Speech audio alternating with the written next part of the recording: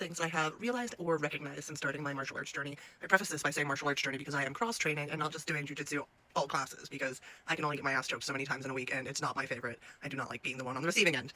Also, I am hypermobile, so it does not take much to dislocate my joints. They will do that on their own without any provocation. Thank you very much. So, firstly, I'm confident enough to put myself out there and try something that I know I'm not going to be good at. The first step to getting good at something is to suck at something, and that is totally fine. Embarrassing? Yes, sometimes. But that's okay, because everyone who is in that class had to start from square one, white belt, first day of class. Maybe they were 6. That's okay. We don't all get so lucky, but at least I'm there, I'm trying, I'm doing it. That's a good start. You gotta start somewhere. And to add on to that, because I am hypermobile, I am confident enough to try and put myself into the position to learn, but also not cocky enough to know or be arrogant enough not to tap early and often, because like I said, my joints don't need much help in coming out of their sockets. They'll just do that on their own anyway. Secondly, it is so easy to undervalue the importance and just overall benefit of endorphins for mood, health, well-being.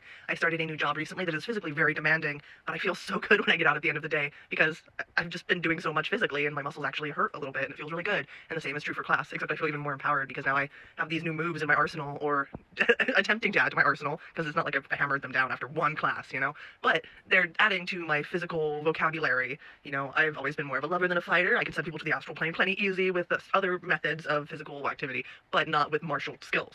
And so that is new, and that is something that I'm very excited to be pursuing, because I have been able to defend myself in situations where it was necessary against people who are a lot bigger than me, and that was intimidating and scary, but adrenaline is a hell of a drug. And so now I want to be able to do that with more conscious control, skill, like overall form, and just confidence of knowing that this is something that's ingrained, baked into my physical memory. Thirdly, there's something to be said for a man or a person who could absolutely utterly destroy me physically, just, you know, rock my world, rock my shit, but that chooses to be safe, to be gentle, and to emphasize that.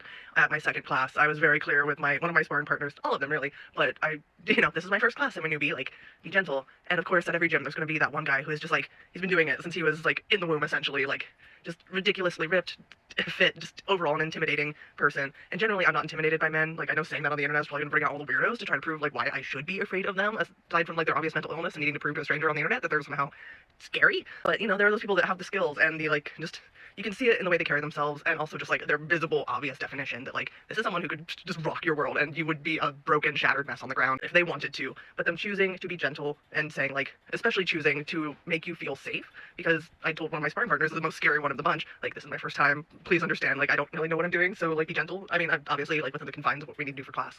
And he's just I got you, you'll be safe, I know my own strength. Something about that's just chef's kiss. Love that. I think that's the most masculine thing a guy can really do, is be a protector of, keep people safe, not the aggressive, hyper posturing need to go out and fight everyone just to fight everyone. It's being able to choose gentility when you have the skills and the strength and the whatnot to just be a beast, that's great. I love that. Fourth, don't skip out on the rest. I am so bad at this. I am one of those revenge sleepers who will stay up until it's fucking 6 in the morning when I know I have to work at noon the next day. Yeah, I'm trying not to do that. Thankfully, I know that with my personal build and like most humans, if I exercise well and get myself truly exhausted, I will sleep pretty well usually and actually crash out at a reasonable-ish time versus the weird insomniac habits.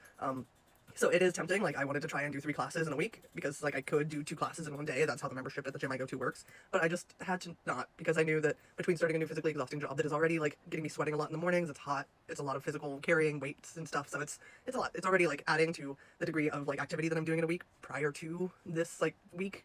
My activity has gone from here to here, and then I'm adding the martial arts on top of it because I can't just do one thing at a time. When I do a big change, I'm gonna change all the things, try all the things, do all the things if I can. Especially because now I have nights that I can actually do stuff. I didn't have that before. It's so nice.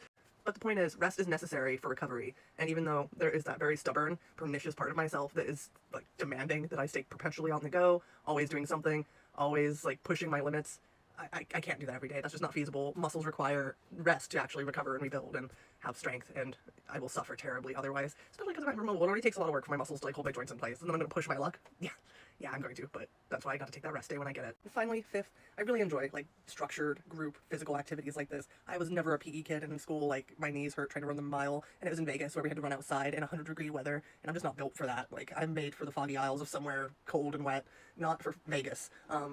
So that was awful, but I actually do really enjoy working out in a group setting with like-minded people who are all there for the same reason.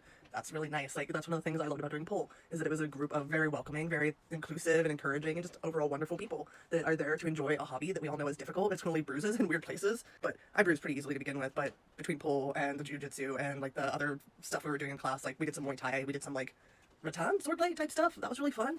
During that, mine actually like splintered, and I don't know if that is like a woo, yeah, like an exciting, impressive thing, or if that's like an embarrassing thing because people were whacking my stick so hard that it shattered a little bit, or is that just like my brute strength? I just like clacked it against someone so hard that it splintered in my hand. I don't know, but I found a bruise on my belly. Like I got bruises on my shins from getting like Muay Thai kicks or like blocks, checks, guards, or whatever you want to call it. I've only taken the one class. I don't know all the terminology yet. I'll get there. That takes time.